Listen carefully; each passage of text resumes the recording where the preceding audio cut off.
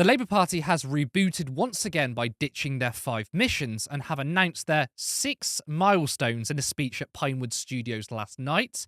Keir Starmer laid out 6 major policy areas for the next 5 years. They are higher living standards. Starmer pledged higher living standards in every region of the country so working people have more money in their pockets. The burden of the cost of living crisis no longer intruding on the joy of family life. Building 1.5 million homes in England. Starmer pledged to fast-track planning decisions on at least 150 major economic infrastructure projects, saying, clearly, if we don't turbocharge house building with reform, we won't meet that milestone. 92% of patients in England waiting no longer than 18 weeks for elective treatment. Starmer said the NHS, perhaps more than any other institution, represents the bigger us. And yet here we are, the NHS, even the NHS, losing the trust of the British public. Broken, but not beyond repair. Putting police back on the beat with a named officer for every community and 13,000 additional officers, PCSOs and special constables. Starmer promised more police on the beat and stamped out antisocial behaviour in every community because he said nobody should feel insecure on the streets they call home. Getting a record 75% of 5-year-olds in England ready to learn when they start school. Starmer said 1 in 3 children are not ready for school at the age of 5. He said there were pupils in reception who aren't starting to read, they're struggling to speak. Labour's aim is to get an additional 40,000 to 45,000 children a year hitting developmental goals. Energy security, protecting bill payers and climate security. In a speech, the Prime Minister promised clean power by 2030, homegrown British energy, making our country more secure. So never again can a tyrant like Putin attack the living standards of working people. Now, after the speech, Starmer held a Q&A with the media, and we've got a couple of clips. First up was a question about immigration. Thank you, Prime Minister. Chris Mason at BBC News. You've set out these milestones this morning. Immigration isn't one of them, but you have talked about it and it is in the document. And so people might wonder whether it's a priority or not. Thank you. There are basics in government. One of them is security and security of our borders. And they're foundational. And they must be delivered. So immigration and control of immigration must be delivered. That is a foundational principle that any government must do. The missions then sit on top of that. They're the change that the government will then bring about. And so these are absolutely integral to our plan. They're the foundational stone of the plan, and they will be delivered. We'll bring in immigration down, both legal and illegal. But I take that as the basic security that any government must deliver, and we build the 5 missions, the plan for change on that. Thank you, Chris. I mean, did that answer mean anything to you? I mean, you know what? Starmer really embodies the trying to reach a word count on an essay. I mean, he just throws any old crap out. But I think he's uniquely bad. I mean, it's what politicians do, right? But he is so bad at communication and talking to people. Now, you would have noticed that the entire media wanted to speak about immigration and why it wasn't in the 6 milestones. Of course, that's because they are obsessed with the issue. And look, it's important to people in this country, of course, but there's such a desperate push by the media and the right-wing politicians to make this everyone's number one priority. Having said that, he could have given a straightforward answer, which was, okay, immigration is important, but guess what? Most people care about their material well-being. That's why the milestones are framed around cost of living, housing, energy, education. It's such an easy answer, but he can't do that. Now, the next question is from Robert Peston about the cost of living. There's actually never been a parliament in modern times when real household disposable income didn't rise. I mean, it rose the lowest on record in the last parliament, and it's currently forecast by the Office for Budget second lowest on record in this parliament, largely because you put up employers' national insurance. So what is your target for increasing real household disposable income, living standards? Because unless you put a numerical target on it, it's a meaningless milestone. one of the worst failures of the last government was that living standards went down. People were actually worse off at the end of the government than they were at the beginning of the government. That's unforgivable. And that's what we want to turn around, to make sure people feel they're better off. There's one thing that came across in the election. Ask people the questions on the doorsteps up and down the country, do you feel better off? There was only one answer given to that question, which was no. And that's what we intend to turn around. Stabilising the economy was an essential first step, because until you stabilise the economy, you can't build anything. On that, we then drive at living standards and drive them up. And people know when they're better off. It's one of the first things that people talk about. Of course, we'll go on. That's what the milestones are here. They all ladder up to our plan to make sure that living standards go up. But this is, I think, one of the most important people. Do people feel that they're better off? Do they feel safe? Do they feel they've got an NHS that's working for them? These are the fundamentals that I think everybody is most concerned about. Our last clip, I thought it was interesting because Starmer is asked about all his other pledges he made before and if they're being ditched. And it seems the journalist was just as confused as the rest of us. I've got to ask some of these other ones, which are slightly puzzling. On the NHS pledge, milestone, sorry. What happens to all the other ones that you backed on the NHS in the general election? Like, for instance, 4-hour waiting times for A&E. And can I also ask you, make a point in this document of talking about the 1.5 million homes in England? Gary, it's one question. Well, it's a long document. We've come a long way. Yeah, but I mean, we're never going to... a lot of people to get through. You change your language here on housing and you say it's hugely ambitious. Is that because you actually think the 1.5 million is a bit of a moonshot and you're not going to get there and you're preparing the ground for that? Well, Gary, let me take all three parts of your question. Firstly, on living standards, look, nobody feels they're better off under the last government. And, you know, we just tested that on the 4th of July across the entire country.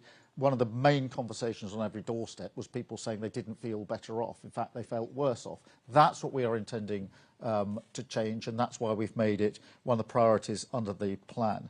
On the second point you make about the NHS, I want to hit, because I do not accept the proposition that because you drive to deal with waiting lists, then everything else must suffer. That is part of the thinking of the last 14 years. It's part of the reason you have managed decline, because you accept that and you accept other standards can go down. I don't accept that. And that's why we're going to drive this hard on delivery. That's why we're going to drive through reform at the same time. But the very idea that the moment you say, I'm prioritising one thing, that is permission to let go everything else, is completely wrong. It's part of the wrong thinking that we've had for years in politics, and I don't accept it for 1 minute, and it is not built into our assumptions. He's so dull. He really is bad in the media, and I've been saying this for years, but I keep being reminded of how bad he is when he when we watch his speeches. Lewis. Now, we're going to speak about his performance or rhetoric in a second, but I want to ask about the 6 policies specifically. What do you make of them? I'm annoyed at the media because, right, I get it. Immigration, I think it's an important topic. People care about it. But the fact that, you know, I watched it live, Chris Mason's first question, just straight into immigration, when let's focus on these 6 pledges. I obviously understand why Labour or Keir Starmer might be annoyed at that, because there are so many more problems than we have than talking about immigration, right? And this is almost part of like the big distraction. You know, the NHS is crumbling, people's rents are going up, we don't have enough houses, policing is an issue. So I actually understand why Labour's focusing on these issues, but the media are so obsessed with immigration that they're adding to this situation where it's what everybody constantly wants to focus on. And it's a distraction from the actual issues that we have. Because again, even though I accept that people are worried about immigration, and that's a fine conversation to have, the priority shouldn't be immigration. The priority should actually be the things that he is talking about. And so the media are obsessed with that. In terms of the pledges, like, I'm not going to, you know, dismiss them for actually aiming big. I think these are some big aims, and, you know, I hope that they achieve them. I hope they do good for the country.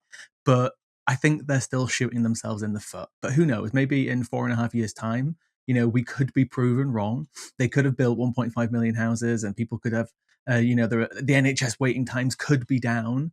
But these are very big aims to have after 14 years of Tory rule and austerity.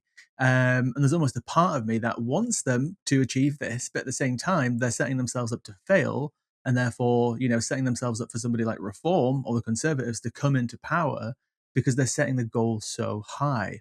And on top of that as well, they've already been in Parliament for 6 months now. Is it 6 months, 5 months? Sorry, whatever it is. And there's still loads of legislation that they could have been putting through by now. I understand there's been some gaps in between there. I understand that, they've had their conference season. But if they really wanted to achieve these goals, there should be so much more legislation that's getting pushed through Parliament right now. And it's not. On top of that as well, in terms of the goals that they're trying to achieve, when it comes to housing, they're massively relying just on the private sector instead of doing both. I accept that we have to use the private sector to achieve these goals, but at the same time, we should be doing both. We should be building council housing. We should be utilizing this as much as we can, and we should be funding councils to build. We should be doing so many more things that we're not already doing. It's 5 or 6 months in.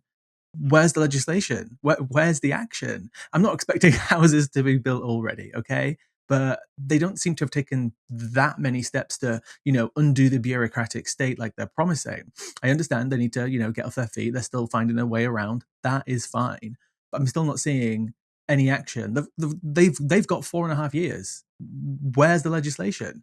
When it comes to the NHS, it's the same problem. They're relying too much on the private sector instead of investing in new doctors. They could be expanding the limit on how many doctors are getting trained per year. Right now, I think it's about 9,500. They're not doing that. There's been no conversation about increasing the limit on how many doctors can be trained per year. They could have been, legislating for funding for nurses, for more social care workers. They could have increased the wages even further within social care, but they've increased it marginally. I don't see how any of the actions that they've taken in the last few months are going to lead to any of these successes. And again, yes, they've been in Parliament for a few months, but so many actions should have been taken by now. I mean, yeah, when you look at the specific policies, you're right, they're not bad. I mean, the pledge to build 1.5 million new homes, that was actually more than what Jeremy Corbyn offered in 2017. Obviously, a pledge and delivering on those promises are two very separate things. But here's the issue they find themselves in, which is it doesn't matter if they announce good policies because they've lost the goodwill and trust. I mean, arguably, they never had it to begin with, but they've made it worse. And that's because Labour, and Starmer specifically, are just bad at politics. He can't sell them. He has no narrative, and people aren't going to pay attention to what he's actually offering because they are angry. I mean, we're all angry. And look, I've kind of pivoted towards vibes here, haven't I? And I kind of want to ask you about that because, I mean, we can discuss the policies back and forth, but again, because Starmer's lost that goodwill, people aren't going to listen to that, are they? No, I actually don't disagree with the vibes approach. I think they do need better vibes, right? Exactly, 100%, yeah. Yeah, absolutely. And, when Keir Starmer started answering the question about, was it Robert Peston's question, which is like, how are you going to measure this? And I actually agree with the response of people can just see how they feel. But again, he's so bad at answering questions. If he would have just turned around and said, people who are watching this, they don't care about the growth of the G7 compared to other countries. They don't care about all these numbers that we float around in the press, that we talk about in these briefings. What they care about is if they feel better. So if they feel better in 5 years, they will vote us in. That would be a really great, sharp response that would probably, go viral. It would probably get more attention. But no, he goes down this like technocratic, bureaucratic, boring answer when he was literally set up for the perfect response there. But again, he fails. There are all these apparent masterminds that are like behind him. Morgan McSweeney is put up in the press as this mastermind behind elections and all of this. Like, if I was Morgan McSweeney, I'd be getting Keir Starmer in lessons right now. We'd be doing practice every day. We'd be bringing in the best speechwriters. How is it that he's still answering questions the same way as he did 4 or 5 years ago? It doesn't make any sense. Are they setting him up to fail? I don't know. Do they want somebody better in? Was he just the key to getting into power to eventually replace him? To get somebody more charismatic and enthusiastic in? I don't know, because his performance does not seem to be improving. Again, I agree with going towards more of the vibes, talking about how people feel rather than floating numbers around. But again, he failed to land. He failed to land a perfect setup. And in 2020, you had Starmer and his 10 pledges. He dropped them all. Then he had his 5 missions. Now, just 5 months into government, he's doing another reboot. I was going to ask you, they seem to have no idea what they're doing, but you've answered that question, and you brought up Morgan McSweeney. The reason why Morgan McSweeney isn't improving Keir Starmer in terms of rhetoric and message is because these guys aren't actually good at that. What they're good at is ruthlessly destroying the left inside the party. Specifically, Morgan McSweeney, he works behind the shadows, not a public-facing guy. Obviously, I've not actually seen the guy talk.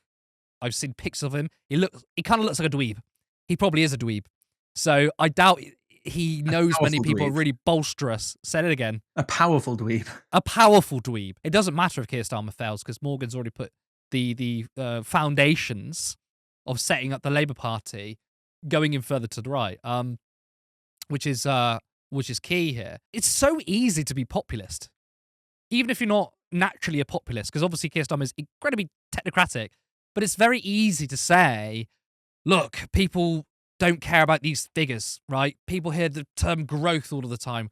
All they care about is whether they can pay their rent and their mortgage. It's very, very simple. And he could just use that line, but I don't know why he doesn't do it. He's maybe so wedded to being a technocrat. Again, they've only been in power for a few months. Like, it's fine. And I will keep saying that because I think it's fair to say that. And we can only really start measuring their performance 1 or 2 years in terms of these goals and seeing what's getting, kicked off and what's getting started. I did recently hear about Angela Rayner approving some plans that Michael Gove blocked. But at the same time, because I love bringing this person up, just the other day, there is a solar farm that's trying to be built in this town in northeast Durham called in Burnhope. And all the NIMBYs are coming together to try and get it torn down. And it would give the energy to about 15 to 20,000 homes. But guess what? The NIMBYs don't want it. And they're ganging up and they're organising to try and get rid of it because they think it'll be a bit of an eyesore. And guess what? Labour MP Luke Akehurst is supporting them and even wrote a letter to the government. So Labour's own MPs, again, are actually going against everything that Keir's starting. He mentioned NIMBYs specifically in his speech at one point, saying, we're coming after you.